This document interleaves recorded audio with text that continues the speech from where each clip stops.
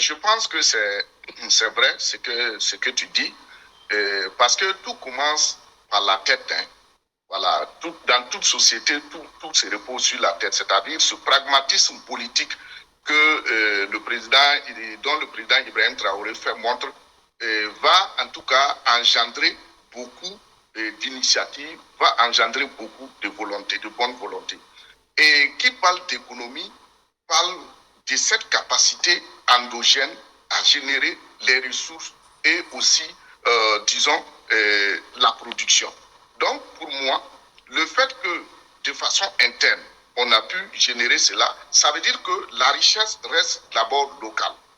La richesse reste locale en ce sens que c'est nous qui contrôlons la chose. Et aussi, il faut noter qu'il y a une qualité.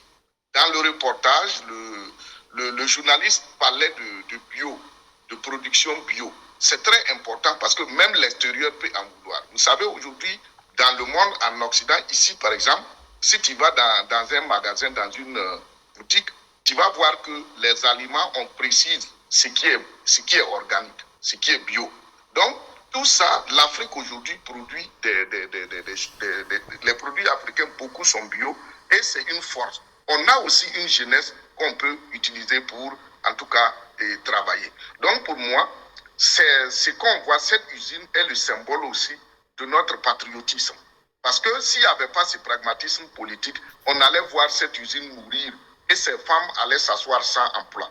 Donc pour moi, c'est une très bonne chose aujourd'hui de voir que les femmes sont motivées, les femmes sont mobilisées grâce à ce pragmatisme politique. Donc pour moi, ça va booster effectivement le développement. Et je pense qu'il faut saluer aussi ces investisseurs nationaux. C'est ça qu'on veut pour l'Afrique et particulièrement les Noirs. On ne sait pas, les Africains ne savent pas investir pour que l'argent circule dans leur communauté. Même nous qui sommes ici, il faut le dire, on n'a pas de dévanciers, il n'y a pas d'Africains qui ont créé, par exemple, beaucoup de sociétés qui vont employer leurs frères, qui vont employer leur communauté. Les Africains sont toujours à la remorque des autres. Donc c'est quelque chose qu'il va falloir qu'on change économiquement. C'est pourquoi je parlais une fois ici, pourquoi il n'y a pas de cours de justice internationale économique pour essayer d'aider l'Afrique. Mais chaque fois, c'est les droits de l'homme, c'est les droits de l'homme. Donc c'est une preuve que notre patriotisme est là.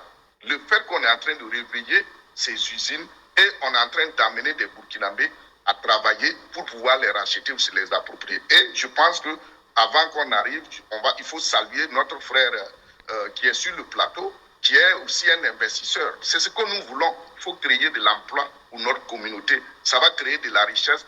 Demain, on pourra voir qu'il y a des milliardaires burkinabés qui ont investi dans l'agriculture.